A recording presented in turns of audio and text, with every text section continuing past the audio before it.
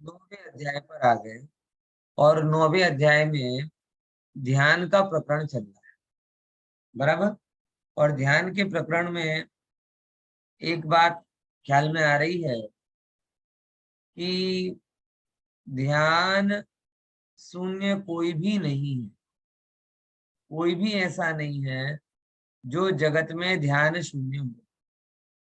सबके अंदर में, सबके यहाँ ध्यान है, लेकिन अंतर इतना है कि किसी का आर्त ध्यान चल रहा है, किसी का रौद्र ध्यान चल रहा है, भाग्य से किसी का धर्म ध्यान आता है, और उस धर्म ध्यान में भी अधिकतर लोगों का जो कहलाते हैं ना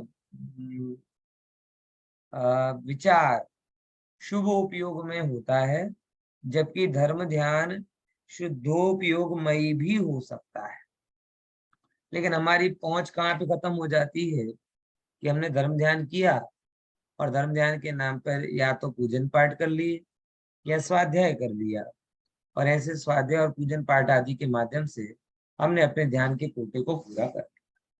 ये जनरल हमारी एक धर्म ध्यान के विषय की समझ है, जबकि धर्म ध्यान में स्वानुभव भी शामिल होता है, बराबर। तो ये बात को थोड़ा ध्यान में रखते हुए मैं आगे चर्चा करनी है कि क्या करने लायक है, समझे।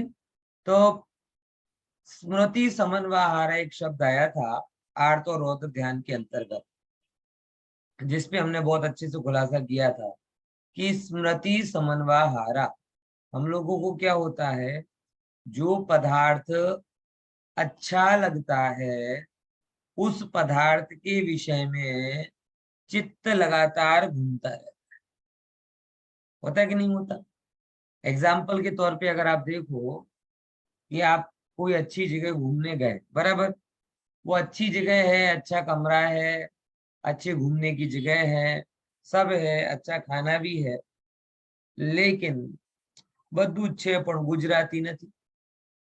अब वो गुजराती का अभाव इतना लगने लगता है हमें कि हम वो जगह का भी आनंद भूल जाते, खाने पीने का भी आनंद भूल जाते, और बार बार जो नहीं है उसमें अपने चित्त को लगा देते। इसे कहा गया स्मृति समन्वय। जो है उसमें चित्त को लगा देना, जिसका अभाव है उसमें चित्त को उलझाए रखना, जो चाहिए है उसमें चित्त को लगा के रखना, ये तीनों चीजों में चित्त चैतन्य वस्तु को छोड़कर जड़ वस्तु की तरफ जा रहा है, ये बड़ी में बड़ी भूल है, बराबर। इसीलिए हमें यहाँ पर ये सब बातों को विचारना है कि किस में अपने मन को लगाना चाहिए। सौगानी जी ने बहुत बढ़िया एक प्रयोग किया था कि हे विकल्प, तुझे अपनी आयु प्रिय हो तो क्या कर। याद है किसी को? सौगानी जी का बहुत प्रसिद्ध स्टेटमेंट है, हे विकल्प, तुझे अपनी आयु प्रिय हो तो तू पंच परमेष्टि की शरण में लग जा, नहीं तो गुरुदेव श्री के द्वारा दिया हुआ तत्व ज्ञान तेरा मूल से नाश कर देगा। समझ में आया कि हे विकल्प, तुझे अपनी आयु प्रिय हो तो क्या कर, कि पंच परमेष्टि की विचार में लग जा, चिंतन मनन में लग जा, धर्म ध्यान आराधन में लग जा। क्योंकि अगर ये नहीं किया तो क्या होगा, अगर ये तूने नहीं किया तो गुरुदेव श्री ने शुद्ध तत्व का उपदेश दिया है, उसके माध्यम से मैं विकल्पातीत हो जाऊंगा, और विकल्पातीत होऊंगा तो मेरी ये जो विकल्पों की आयु है वो पूरी हो जाएगी। पॉइंट समझ में आया कि नहीं आया है? हाँ, ये ज्ञानी का बल है। ये किसका बल है? ये ज्ञानी का बल है कि धर्म ध्यान में लग गया तो विकल्प बच गया, बाकी अर्थ और ध्यान में होगा तो नष्ट भ्रष्ट हो जाए। समझे कि नहीं समझे? तो ये चीज को थोड़ा विचारिए और अपने आप को उस चीज में समझिए। फिर आगे बढ़ते हैं। अर्थ ध्यान की चर्चा हुई थी, ये सब बातें आई थी। फिर एक आया था अनिष्ट संयोगज नाम का अर्थ ध्यान। देखिए ये सूत्र 30 और 31 चल रहा है, ठीक है ना। और 30 और 31 सूत्र में एक तो बताया इष्ट प्रकार के अर्थ ध्यान की चर्चा। अब दूसरे नंबर पे आ रही है अनिष्ट अर्थ ध्यान की चर्चा। किसकी चर्चा? अनिष्ट अर्थ ध्यान की चर्चा। वो क्या है देखो, उपर्युक्त 4 प्रकार के अमनोज्ञों का संबंध मेरे साथ उत्पन्न ना हो। कौन कौन से? जो बोले थे ना पिछले सूत्र में जो लिए थे कि अमनोज्ञ विषयों की उत्पत्ति नहीं हो, अमनोज्ञ हो तो उनका अभाव कैसा हो, इलोक परलोक संबंधी विषयों का वियोग ना हो, और पहले उत्पन्न इष्ट विषयों के वियोग का अभाव का बार बार चिंतन कर। अब ऐसे 4 प्रकार के अमनोज्ञों का संबंध मुझे कभी ना हो। कभी भूल के भी बहुत ज्यादा इंश्योरेंस वालों के पास में मत बैठना। क्यों? वो पहले नंबर आपको क्या करवाएंगे? अनिष्ट संयोग नाम का अर्थ ध्यान कराएंगे। विचार करके देखो तुम्हें कोई रोग हो गया तो, सोचो कि तुम्हें कुछ हो गया तो, ये करो तो, मतलब ये सब चीजें क्या करवा रहे हैं कि जो चीज का हम विचार कर रहे हैं, दुखी हो रहे हैं जिस चीज के, वो आपको करवाएंगे। और कई बार तो मुझे समझ में नहीं आता दुनिया में नकारात्मकता इतनी चलती क्यों। कोई आपको ग्लोबल वार्मिंग से डरा रहा, कोई आपको वर्ल्ड वॉर से डरा रहा, कोई आपको परमाणु बम से डरा रहा, कोई आपको किसी चीज से, कोई आपको किसी चीज से। बराबर। अच्छा खासा चल फिर रहा आदमी, आदमी आगे दूसरे दिमाग में हड्डी कर जाता है। आज तो अच्छा चल फिर रहा हो, 2 साल बाद का क्या होगा पता है? अरे भाई आज का देखो ना, और तुम जो 2 साल बाद की कहते हो वो तुम 2 मिनट बाद भी नहीं कह सकते। तो तुम 2 साल बाद की चिंता कराकर जो हमसे धंधा करवाना चाहते हो, उस पॉइंट ऑफ व्यू से तुम 2 मिनट का भी शांति से नहीं रह सकते, क्योंकि 2 मिनट बाद भी कुछ भी हो सकता है। बराबर क्या है? लेकिन आदत है व्यक्ति की, कोई प्रसन्न दिख रहा हो तो किसी ना किसी प्रकार से दुखी कर दो। कोई ने अगर भूल से किसी ने किसी के सामने कोई रोग की बात करी, तो ये कुछ नहीं है, कहने वाले बहुत कम मिलेंगे। अरे हाँ भैया, चेक करा लेना, हमारे मौसी के काका के यहाँ ऐसा हुआ था, और वो दूसरे दिन चल बसे। अभी बेचारा दुख की चिंता से तो पार आया नहीं, और तुमने सीधी मरण की चिंता सौंप दी उसके ऊपर। स्थिरता का काम कितने करते? लोगों की तो मास्टरी होती। और अखबार में खबर है सब जगह, न्यूज़पेपरों में, व्हाट्सएप पर, यूट्यूब पर नकारात्मकता बहुत चलती है। कोई भी घटना आंशिक रूप में घटित हो, उसका भयंकर रूप कोई ना कोई सामने रखा ही देता है। भूल से अगर तुम घर में ताला लगाना भूल गए, चाबी लगाना भूल गए, तो कोई ने को आपने बोला, तो इतनी देर में 5-7 दाखले दे देगा आपको कि फलाना गया था, उसके घर में चोरी हो गई थी, सब लुट गया था, ये हो गया था। अब आप ताला लगाए बिना, मतलब 5 किलोमीटर दूर से भी ताला लगाने आओ। अरे भाई, मैं तो सच बता रहा हूँ, कई बार छूट जाता है, कुछ नहीं होता है। और हो जाए तो ऐसा थोड़ी कि ताला लगाए तो नहीं होगा। तोड़ने वाले तो ताला तोड़कर भी चले जाते हैं। पॉइंट समझ में आएगी? कि हर चीज को इतना भयंकर रूप से प्रस्तुत करना कि सामने वाला अपनी वर्तमान की समता को छोड़ करके मात्र भविष्य के दुख में अस्त व्यस्त त्रस्त संतप्त हो जाए, ऐसी मूर्खता करने की कोई जरूरत अपने को नहीं। हमेशा एक बात ध्यान रखना, पुण्य और पाप सबसे बड़ी वस्तु होती है। अगर आपके पुण्य का उदय हो तो कोई भी प्रकार से आपकी चीजों का नुकसान नहीं होगा, और अगर आपके पाप का उदय हो तो कोई भी प्रकार से मणि मंत्र तंत्र बहु होई, मरते न बचावे कोई। समझ में आया? अगर आपके पाप का उदय है तो मंत्र तंत्र कर लोगे तो भी कुछ नहीं हो पाएगा, लाख उपाय करोगे तो भी कुछ नहीं हो पाएगा, और समझ में बच नहीं पाएंगे। और पुण्य का उदय होगा तो लाख केयरलेस हो जाओगे तो भी चीज मिलनी होगी तो मिल जाएगी। स्वास्थ्य मतलब इसके चिंतन करने की जरूरत, चिंता करने की जरूरत नहीं। थवा योग्य थाय छे। क्या सिद्धांत? सुनना सीखना समझना है। थवा योग्य है, होने योग्य होता है। और जो जीवन को जितनी गहराई से समझा है, उसने उतनी दृढ़ता के साथ में इस बात को माना है कि मैं लाख उपाय करूं तो भी होने योग्य ही होता है, नहीं होने योग्य नहीं ही होता है ना। देखो आगे अपन चर्चा करते हैं थोड़ा। तो उपयुक्त 4 प्रकार के अमनोज्ञ संबंध मेरे साथ उत्पन्न ना हो, इस प्रकार के संकल्प का बार बार चिंतन करना। बराबर। लोग ये चिंतन करते हैं कि मेरा बेटा मुझे घर में रखे, बाहर नहीं निकाल दे, मेरा शरीर अनुकूल रहे, क्या कहते हैं, बीमार ना हो, मेरा पैसा मेरे पास रहे, कभी नष्ट ना हो। लेकिन सच बताओ, किसके विकल्प चले, किसका पैसा टिका, किसका क्या कहते हैं शरीर ठीक रहा। स्पष्ट जगत के दृष्टांत है ना, जो अपने शरीर की बहुत केयर रखते थे, बहुत केयर रखते थे, इतनी केयर रखते थे कि हर एक को ज्ञान देते थे। मेरी आंखों के सामने 55 60 56 उम्र की होगी उनकी उम्र है, कैंसर हुआ और 2 महीने में तो खेल खत्म हो गया।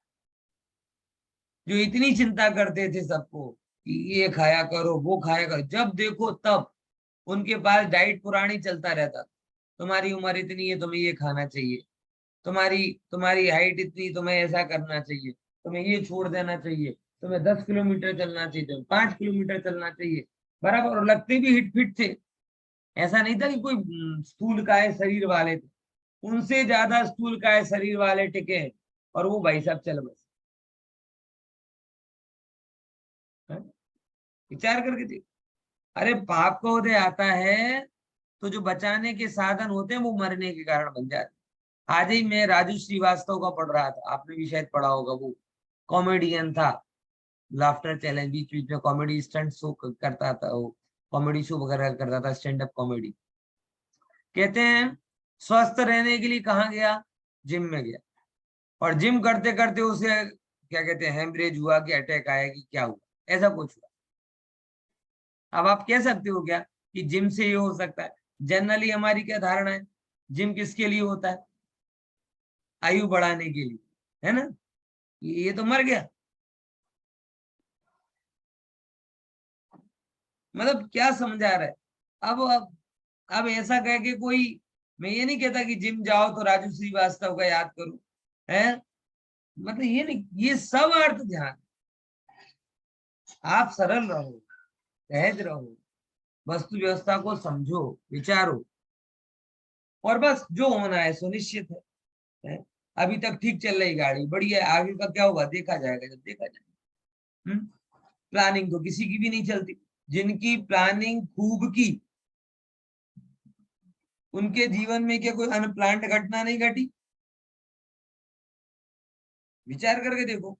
जिन्होंने कदम कदम की प्लानिंग की है अपने जीवन में, उनसे पूछो क्या तुम्हारे जीवन में अनप्लान्ड कुछ नहीं हुआ क्या? और जिन्होंने कुछ भी प्लानिंग नहीं की, उनसे पूछो क्या तुम्हारे जीवन में सब उल्टे पुल्टा हुआ, क्या कुछ अच्छा नहीं हुआ क्या? यानी बिना प्लानिंग वालों की भी अच्छा अच्छा हो रहा है, प्लानिंग वालों का भी बिगड़ रहा है। इसका मतलब क्या है? मतलब ये है कि भाई तेरा इष्ट का विचार और अनिष्ट का विचार, दोनों विचार निरर्थक हैं। जो चीज पे मेरा बस नहीं, उसके चिंतन करने से अब बस हो। ये भाव अंदर में बड़ी गहराई के साथ में, स्थिरता के साथ में हमारे अंदर में आना ही चाहिए, क्योंकि इसके बिना तो कोई मतलब रहता नहीं। ठीक है। देखो, अब बार बार चिंतन करना, और वो भी तीव्र कसायों के संबंध से चिंतन करना। बार बार ये चीज का विचार करना, और कैसे करना? तीव्र कसाय, हो जाएगा तो क्या होगा, हो जाएगा तो क्या होगा, भविष्य में क्या होगा, इस विचार से वर्तमान में बीपी बढ़ा देना। तीव्र कषाय में ही चिंतन। किसी के दुख को देखकर मैं दुखी हो जाऊंगा, ऐसे चिंतन में लग जाना, तीव्र कषाय में ही चिंतन। किसी का भी परिवार की फैमिली प्रॉब्लम देखे, फिर उसके बाद में अपने पुत्रजनों को, अपने पति को, अपने पत्नी को बिल्कुल ब्लेन की नजरों से देखना कि ये मेरे साथ ऐसे ही करेगा, ये तीव्र चिंतन। हमारा मन ऐसा हो गया है। इसीलिए जब तक आपका मन स्वस्थ ना हो, इसे नकारात्मक खुराक देनी ही नहीं चाहिए। पॉइंट समझ में? दृष्टांत आपको मिलेंगे, मैं बार बार ये बात कह रहा हूं, दृष्टांत आपको मिलेंगे, लेकिन उन दृष्टांतों का चयन करना आपकी मानसिकता है। क्योंकि पैरेलल अच्छे भी दृष्टांत हैं, और वो अच्छे दृष्टांत आप देख नहीं रहे हो, बुरे दृष्टांत देख रहे हो। बुरे दृष्टांत को देखकर ऐसा बुरा मेरे साथ हो सकता है, ऐसा विचार कर रहे हो। ये हमारे अनिष्ट आर्त ध्यान का लक्षण है। तो क्या इसका मतलब हमारे साथ में कुछ बुरा नहीं होगा क्या? किसने कहा नहीं होगा? हम या तुम कोई अलग स्पेशल है क्या? तीर्थंकरों के साथ में हुआ, मुनिराजों के साथ में हुआ, टोडरमल जी साहब जैसों को हाथी के पैरों के नीचे कुचलवा दिया, तो हमारे साथ बुरा नहीं होगा ये नहीं कह रहा, लेकिन हमें बुरा होने का चिंतन नहीं करना। एक बार पाप का उदय आ जाएगा तो हो जाने दो, लेकिन रोज रोज मन में उस पाप के उदय को साधारण आमंत्रित आवाहन स्थापन सन्निधिकरण नहीं कर, उसका सीधा विसर्जन कर। समझ में आया कि नहीं आया? है? ये नकारात्मक चिंतन का क्या करो? आवाहन स्थापन सन्निधिकरण मत करो, सीधा पांचवा अंग अपनाओ इसको। कौन सा? विसर्जन। पूजन भी मत करो। है मतलब होगा तब देखा जाएगा भाई, उसका अभी से विचार करना क्या होगा क्या। और देखो, विचार करने पर भी इच्छा अनुसारी काम नहीं होता, विचार नहीं करने पर भी इच्छा अनुसारी काम नहीं होता। काम तो योग्यता अनुसार होता है, तो पहले से योग्यता को स्वीकार कर लो ना।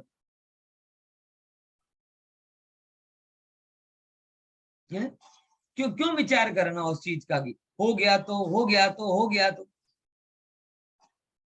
है? अब इसीलिए तो वो लॉ ऑफ अट्रैक्शन कितना चल रहा है। मैं उसकी पॉजिटिव थिंकिंग के खिलाफ हूं, मतलब कि ये चाहिए ये चाहिए ये खिलाफ हूं, लेकिन ये ना हो जाए ये ना हो जाए, ये चिंतन तो होना ही नहीं चाहिए। वो दो तरफ से बातें करता है। कौन कौन सी? ये ना हो जाए ऐसा विचार मत करो, और ये हो जाए ऐसा विचार करो। लॉ ऑफ अट्रैक्शन बहुत चल रहा है आजकल, आपने भी शायद सुना होगा, नहीं सुना होगा तो प्रसिद्ध है। मतलब वो आजकल बहुत थियरी चल रही कि जो चीज आपको चाहिए है, आप बार बार उसको विचार करो, विजुलाइज करो, वर्बलाइज करो, दुनिया भर के रूप में उनके काम करो। बराबर है ना? एक सेकंड, मुझे जरा इमरजेंसी फोन लेना पड़ेगा। हाँ।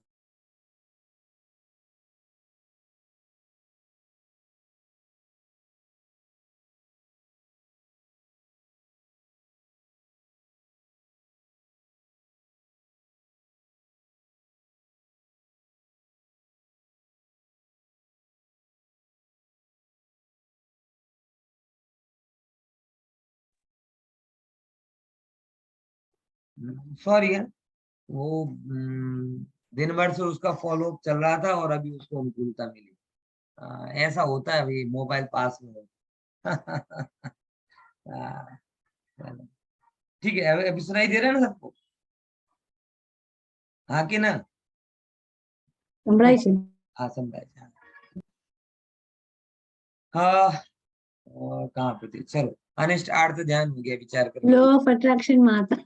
है क्या तो? લો ઓફ લો ઓફ हाँ, लॉ attraction। ऑफ अट्रैक्शन में तो जो है ना, એને યાદ કરતો તો ને તે ટપકી ગયો। તો લો ઓફ અટ્રેક્શન ની થિયરી બે રૂપે કામ કરે છે। કયા બે રૂપે? કે પહેલા નંબર, એક કામ એવી રીતે કરે કે શું કહેવાય કે આવું મારી સાથે ના થાય, આવી રીતે। અને બીજી જ પડે, આવું મારી સાથે થાય। तो जैन दर्शन क्या कह रहा है इस विषय में? कि जैन दर्शन ये कह रहा है कि ऐसा मेरे साथ नहीं हो, ये चिंतन भी नहीं करना, और ऐसा मेरे साथ हो, ये चिंतन भी नहीं करना। समझ में आ रहा? ये दोनों चीजें मेरे साथ में हो या नहीं हो, ये दोनों विचार मन में होना ही नहीं चाहिए। ख्याल में आया? तो क्या होना चाहिए? बस जो हो रहा है, ना भूतलक्षी विचार ना भविष्य लक्षी विचार। भूतलक्षी विचार वो भी अनर्थक, भविष्य लक्षी विचार वो भी अनर्थक। कई लोग कहते हैं कि जैन धर्म पॉजिटिव थिंकिंग वाला है, बराबर। तो मैं ये कहता हूं कि जैन धर्म नेगेटिव थिंकिंग वाला तो है ही नहीं, पॉजिटिव थिंकिंग वाला भी नहीं। जैन धर्म तो जैन धर्म जीवन का धर्म है कि जो आ रहा है हर पर्याय को जीते जाओ। नो नेगेटिव, नेगेटिव तो बुरी है ही, पॉजिटिव भी मत विचार, बल्कि ये विचार करो कि जो भी होगा उसमें मेरी बुद्धि आत्मा से हटनी नहीं चाहिए। पॉजिटिव थिंकिंग के नाम पर हम करते क्या? ऐसा ही बता। पॉजिटिव थिंकिंग के नाम पर हम अच्छे अच्छे संयोगों का विचार करते, कि संयोगों से भेद ज्ञान का विचार करते। ईमानदारी, आज जगत में जो पॉजिटिव थिंकिंग की बात चलती है, हम क्या विचार करते? पॉजिटिव थिंकिंग रखो, पॉजिटिव थिंकिंग रखो मतलब घर में अच्छा मकान हो जाएगा, बराबर। पॉजिटिव थिंकिंग रखो मतलब शरीर बढ़िया चलेगा। पॉजिटिव थिंकिंग रखो मतलब आमदनी 10 गुनी बढ़ जाएगी। पॉजिटिव थिंकिंग रखो मतलब बेटे का अच्छी जगह सिलेक्शन हो जाएगा, बेटी की अच्छी जगह शादी हो जाएगी। इन सब में संयोगों का विचार है कि संयोगों से भेद ज्ञान का विचार? पॉइंट समझ में? इसीलिए जैन धर्म नेगेटिव थिंकिंग के भी नेगेटिव है और पॉजिटिव थिंकिंग के भी अगेंस्ट। जैन धर्म कहता है ना तो नेगेटिव विचार करो और ना पॉजिटिव विचार करो, बस वर्तमान में रहो, जो है सो विचार। बराबर? हाँ बोलो इतना। પોઝિટિવ થિંકિંગ એટલે ઈચ્છાઓની પૂર્તિ જ થાય ને. हाँ, ये एक्चुअल में ये तो निदान मन છે, અનિષ્ટકારક છે। આવું મને થાય, આવું મને થાય, આવું મને થાય। પણ ભાઈ પોઝિટિવ ને તમે સાચી રીતે સમજો कि પોઝિટિવ मतलब कि समझो कि સંસારમાં પોઝ થાય એવો પોઝિટિવ તમે વિચાર કરો તો ચાલે। હે મને પોઝિટિવમાં કેવો જોઈએ कि જે વિચારમાં સંસારનો પોઝ બટન ડેવલપ થાય એ પોઝિટિવ છે। અને જે વિચારમાં સંસારનો કયો ટર્બો મોડ જનરેટ થાય, ટર્બો મોડ કહેવાય ને, કોઈની બહુ ઝડપથી કરવું હોય, હે એ તો પછી મહાહિતકારી છે। જગતમાં જેને પોઝિટિવ થિંકિંગ કહે છે એમાં મોસ્ટલી કયો વિચાર સામેલ હોય છે? સંસારનો ટર્બો મોડ।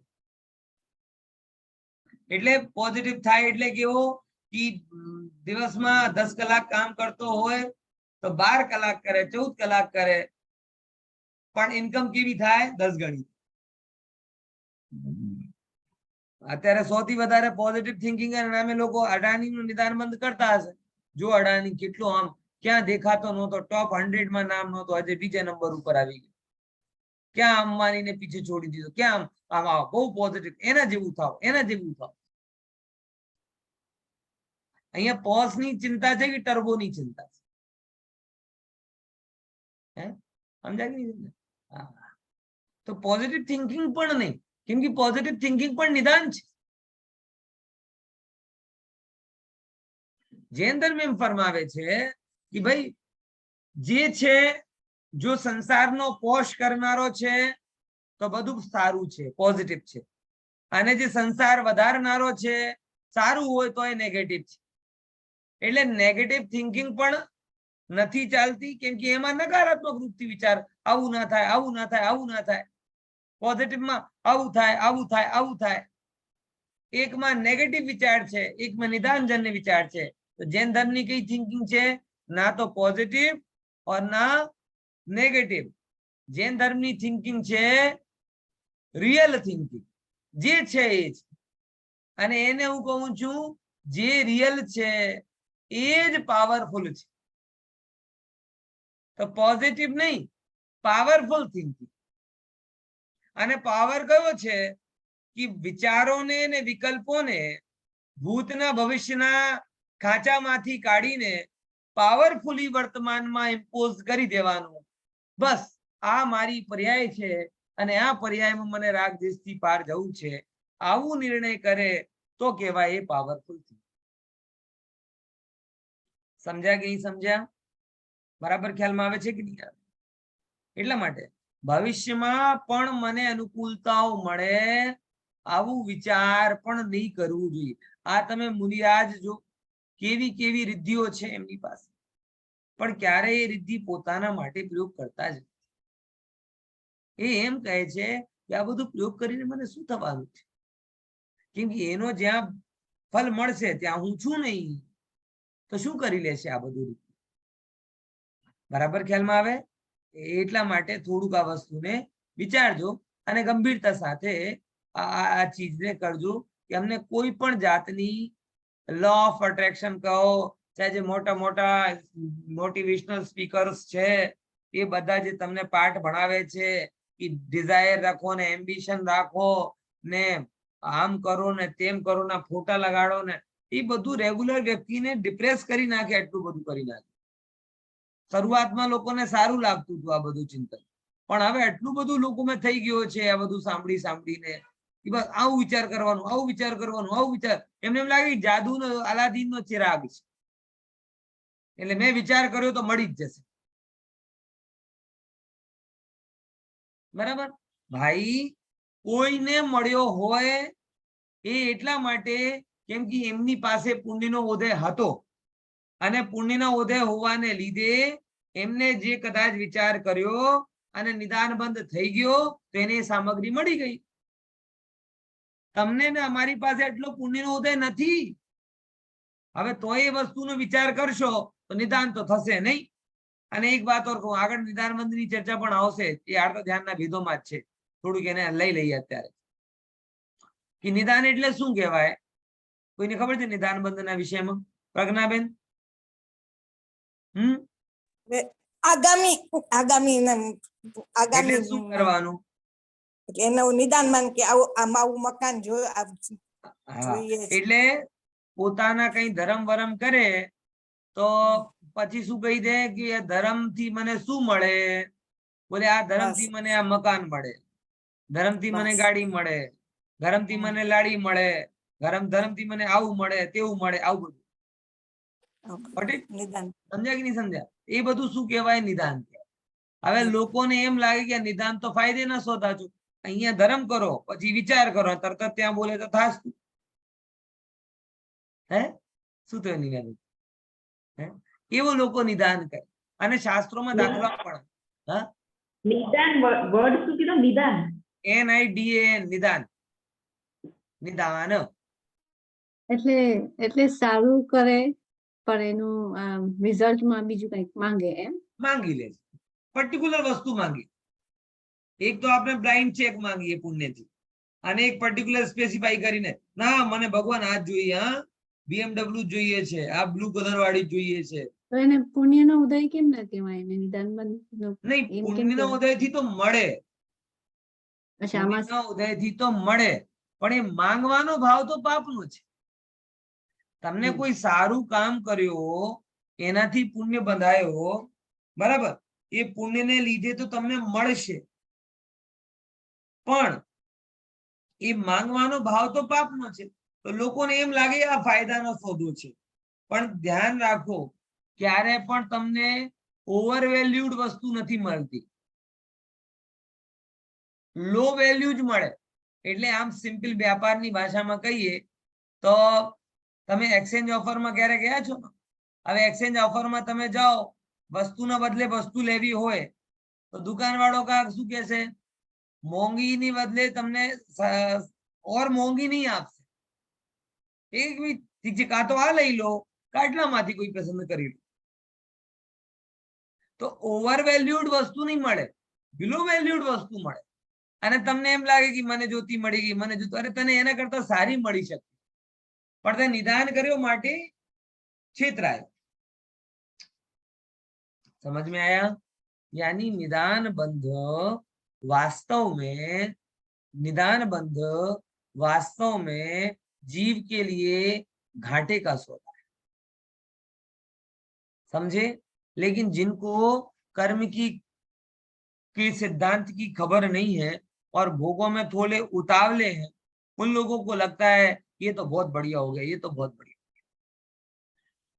तो जो धर्म ध्यान को निदान आदि का कारण मान लेता है और उससे सामग्री मिली, उससे खुशी हो जाता है, वो व्यक्ति एक्चुअल में ठगा गया है और इतना मूर्ख है कि उसे पता भी नहीं चलता कि मैं ठगा गया।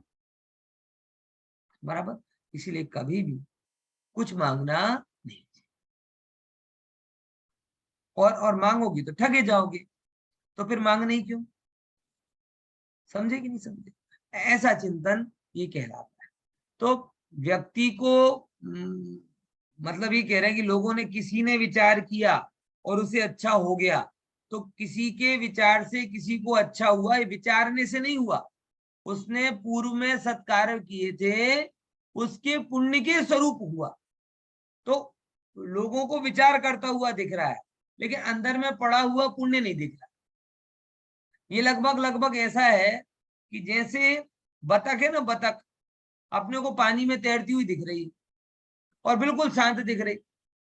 अपने को लगा अरे भाई ये तो बड़ी आराम से कुछ भी नहीं कर रही और पानी में हम भी बैठ जाए। अब जो कुछ नहीं कर रही वो पोर्शन तुम्हें दिख रहा है, और जो अंदर में पर चला रही वो तुम्हें नहीं दिख रहा। अब तुम उसकी कॉपी करने जाओगे, बोले बतख कुछ करे बिना तैर जाती है, हम भी कुछ नहीं करेंगे और तैर जाएंगे। तो हम तैरेंगे कि डूबेंगे। ऐसे ही लोगों को लगता है, आज के जमाने में सब लोगों को लगता है, ये सब मोटिवेशनल स्पीकर ने, मुझे तो बहुत एलर्जी सी हो गई इन स्पीकरों से, सच बता रहा हूं। मतलब नहीं करनी चाहिए, लेकिन ऐसे गलत मार्ग पर लेके जा रहे हैं लोगों को, वो डिप्रेस कर रहे हैं। इतनी ज्यादा इच्छावान बना देते हैं हजारों लाखों को कि बस ये चाहिए, ये चाहिए, ये चाहिए, ये चाहिए। बड़ी सोच, बड़ा सोचो, बड़ा सोचो, बड़ी सोच का बड़ा जादू। कितनी कितनी किताबें लिखी गई इसी थियरी पर। व्यक्ति जहां है वहां संतुष्ट रहने ही नहीं देना चाहिए। और बड़ा सोचो, और बड़ा सोचो, और बड़ा सोचो, है और मिलेगा, और मिलेगा। मिलता जाएगा, मिलता जाएगा भाई। एक तो हजारों में से एक को मिलेगा, और वो मात्र सोचने से नहीं मिलेगा, उसके पुण्य के उदय से मिलेगा। उसको देखकर 999 लोग सोचना चालू करेंगे, उनको नहीं मिलेगा। क्यों? बतख पैर चला रही, वो थोड़ी चला रहे। उनका पुण्य का उदय उन्हें पार ला रहा है, तुम्हारा थोड़ी पुण्य का उदय। तुम तो ये रहेगा वो बैठा है तो मैं बैठ जाऊंगा, वैसे वो सोच रहा है वैसे हम। अब हमें होता नहीं है तो थोड़ी देर बाद फिर वो डिप्रेस हो जाते हैं, यार कुछ होता नहीं है, कुछ होता नहीं, कुछ होता नहीं। पहले लोग मंत्र तंत्र से ऐसा करना चाहते थे, अब मोटिवेशनल स्पीकर से करना चाहते। फर्क क्या पड़ता? पहले ऐसे ही होता था ना। पहले उस समय के लोगों का ये फैक्टर था कि लोगों को माला गिनवा देते थे, 1008 माला फिर काय के लिए, गाड़ी मिल जाएगी तुम्हें। वो भी एक प्रकार का निदान कर रहे थे। अब आजकल के लोग माला भले नहीं फिरवाते, लेकिन काम तो वही करवा रहे हैं, दिन रात वही चिंतन, दिन रात मर्सिडीज का चिंतन, मृदु संभाषण में वही कथन, फोटो और स्टेटस से प्रकट हो रहा अंतर्मन। है कि बार बार फोटो देख रहा है उसका, बार बार स्टेटस रख रहा, और उसको देख देख कर अंतर्मन प्रकट हो रहा कि देखो ये चाहिए, ये चाहिए, ये चाहिए, ये चाहिए। इसीलिए कभी भी भविष्यकालीन चिंतन जो निदान बंधु रूप है, वो आर्त ध्यान, उससे बचना चाहिए। बराबर। समझे कि नहीं समझे। और ये कोई पॉजिटिव पॉजिटिव नहीं है, ये अंदर में दुखी करने वाला। मैंने तो बोला पॉजिटिव किसे कहें, पॉजिटिव की क्या परिभाषा है, बोलो हितेन भाई। पॉजिटिव थिंकिंग की क्या परिभाषा है? जो संसार घटाड़े, पॉज સંસારમાં कर, પોષ बस। हाँ, जो संसार को पॉज करे वो पॉजिटिव। जो संसार को क्या करे, पॉज करे, वो पॉजिटिव। और जो संसार को पॉज नहीं करता, वो काहे का पॉजिटिव। बराबर। हाँ, तो अगर मैं बना ना मोटिवेशनल स्पीकर, तो सब लोगों का क्या कहते संसार का भूत करे। ऐसा चढ़ा दिया है, ऐसा चढ़ा दिया है, क्या बात है, समझे? चलो, ये बात ख्याल में आगे चलते हैं जरा। तीव्र कसाय से चिंतन करना। ओके, आगे। अब इष्ट वियोगज अर्थ ध्यान क्या कहते हैं? इष्ट क्या क्या है उसकी परिभाषा समझते जरा।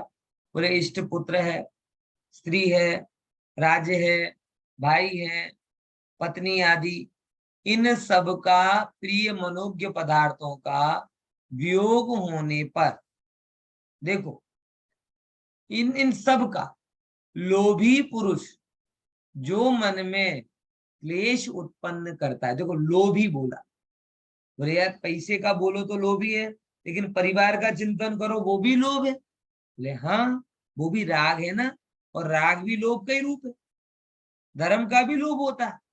टोटल साहब कहते धर्म के लोभी जीवों को, यानी लोभ कोई धन के लिए ही हो ऐसा नहीं, तन का भी लोभ होता है, भोगों का भी लोभ होता है, अपनों का भी लोभ होता है, आकांक्षाओं का भी लोभ होता है। इसीलिए जो लोभी जीव होता है वो यहाँ पर ये बात है। तो लोभी पुरुष जो मन में क्लेश उत्पन्न कर उनके संयोग का क्या करते हैं? प्रतिदिन बार बार चिंतन करते हैं। बराबर। ये देखो, जाने वाला चला गया, जाने वाला चला गया, बराबर। हमें बहुत खेद है, लेकिन ये वस्तु का चक्र भी तो है? हम कुछ कुछ चीजों में से लगा लेते हैं, सब जगह नहीं लगा पाते हैं। धन में लगा लिया, अच्छी बात है, लेकिन परिवार में, संयोग वियोग में, अरे तो पत्थर ऐसे तो कोई कोई फर्क नहीं पड़ता। फर्क पड़े तो क्या करें, माथे पर लगा के घूमे क्या, इसका वियोग हो गया, इसका वियोग हो गया। भारत में पहले यही तो होता था ना, है विधवा हो गई साहब तो बाल मुड़ा दो, साड़ी पहना दो, अच्छी जगह, मतलब 24 घंटे वो उस माहौल से बाहर ही ना आ पाए। ये क्या बुद्धिमत्ता है? ख्याल में है कि नहीं है? तो इसीलिए कोई भी वियोग हो, हमें उसमें रुदन आदि, ठीक है, भूमि के अनुसार आ जाए, उसका निषेध भी नहीं कर रहे, जैसा जैसे परिणाम है वैसा होता है, उसमें कौन क्या कर सकता है। लेकिन विचार ये करना है कि जितना जल्दी स्वस्थ हो उतना बेहतर, बराबर। क्योंकि जो भी संयोग हुआ है वो संयोग नियम से वियोग को लेकर ही आता है। कोई भी ऐसा संयोग नहीं है कि जिस संयोग अनंत काल के लिए हो। हर संयोग में वियोग छिपा हुआ है, और उसको स्वीकारने की बजाय उसे टिकाए रखने की इच्छा, उसे टिकाए रखने की इच्छा, ये लोभ है और वस्तु स्वरूप का अज्ञान है। पॉइंट समझ में आया कि नहीं आया? इसीलिए इस चीज को थोड़ी गहराई से समझते हुए आगे बढ़ना चाहिए। ओके, तो लोभी पुरुष इसलिए बोला। फिर क्या कह रहे हैं? उनके संयोग का प्रतिदिन बार बार चिंतन करते हैं, बराबर। बार बार वही विचार कर रहे हैं कि, और इतने वो हो जाते हैं, उसमें मूड हो जाते हैं कि अरे वो स्वर्ग से आ जाए वापस, न दुनिया के उस कोने से आ जाए वापस, जमीन से, मतलब कैसे कैसे सब विचार मन में आते हैं। क्या स्थान है उन चीजों का? है? तो क्या स्थान है उस चीजों का? कोई स्थान है क्या? नहीं है। इसीलिए इस चीज को थोड़ा समझते हुए आगे बढ़ना चाहिए कि हमें ज्यादा उनके चिंतन में उलझना नहीं चाहिए। हर पर्याय न हर संयोग वियोग होने के लिए होता है, और हर उत्पन्न होने वाली पर्याय का व्यय होता है। इसीलिए उस पर्याय का विचार करके उसके बारे में बहुत ज्यादा, पर्याय का स्वभाव विचार करके और ज्यादा अर्थ ध्यान उसके बारे में नहीं करना चाहिए। ठीक है, अगला देखिए विशेष। हाँ बोलिए तुम। આમાં મનોજ્ઞ પદાર્થ એટલે જે સુખ ગમતા. આપે એ ગમતી વસ્તુ. અચ્છા મનોજ્ઞ જે મનને ગમે એ મને મનોજ્ઞ. ગમે અમનોજ્ઞ એટલે જે મનને ના ગમે એ. ठीक है। विशेष कोने कહેજો અહીંયા समझिए। विशेष आर्त ध्यान कृष्ण नील कापोत इन 3 लेश्याओं के बल से उत्पन्न होता है। कितनी लेश्याओं के बल से? कृष्ण नील कापोत, એટલે 3 प्रकार की, मतलब तीव्र राग के परिणाम इसमें जुड़े हुए होते। कृष्ण लेश्या, लेश्या तो समझते हो ना कि नहीं समझते? लेश्या कैसे कहते हैं? कि जीव के मोह योग के निमित्त से जीव की जो मन वचन काय की परिणति होती है, कषाय से अनुरंजित, कषाय से अनुरंजित मन वचन काय की परिणति, उसे लेश्या कहते हैं। ये अपन ने और एक भाव की चर्चा में किया। वो 6 पेड़ वाला एग्जाम्पल कि कैरी खाना है, कैरी बराबर 6 लोगों को, तो एक पेड़ काट कर कैरी खाने की इच्छा कर रहा है और एक नीचे पड़े हुए फल को खाकर कैरी खाने की इच्छा कर रहा है। दोनों को कैरी की इच्छा है, लेकिन एक को कृष्ण लेश्या है और एक को शुक्ल लेश्या है। तो ये आर्त ध्यान है ना, ये आर्त ध्यान 3 अशुभ लेश्याओं में होता है। फिर टाइम कितना है? अंतर्मुख, और मनुष्यों के बिना ही यत्न के यह उत्पन्न होता है।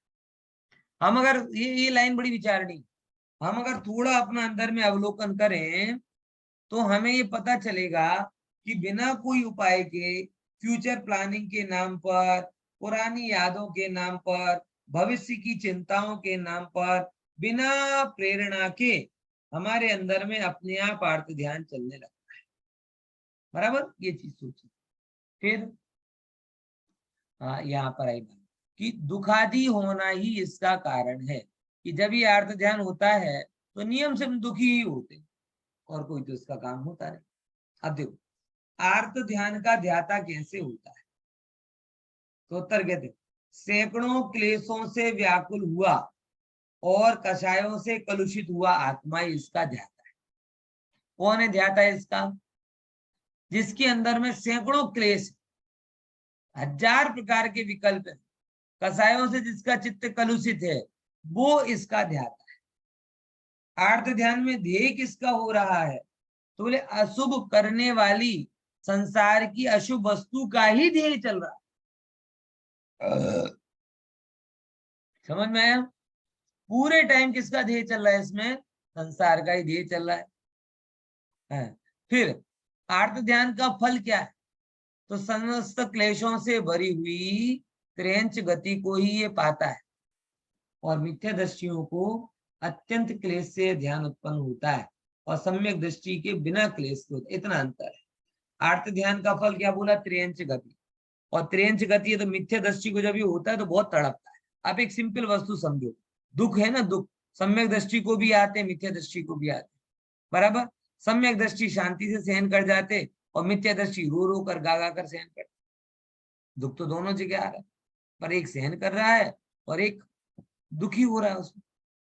तो ये बात यहाँ समझना, ये त्रयंच गति का कारण है, और मिथ्या दृष्टि को अत्यंत क्लेश का कारण बनता है, जबकि सम्यक दृष्टि को कम क्लेश का कारण। ऐसे करके, ऐसे यहाँ पर ये चर्चा अपनी आई। अगली एक मुझे थोड़ा एक काम है, उसका विकल्प ज्यादा चल रहा है अभी, तो वो काम अभी अपन निपटाएंगे, और कल अपन इसके आगे की सूत्र की चर्चा करेंगे। ठीक है। जय जिनेन्द्र। जय जिनेन्द्र।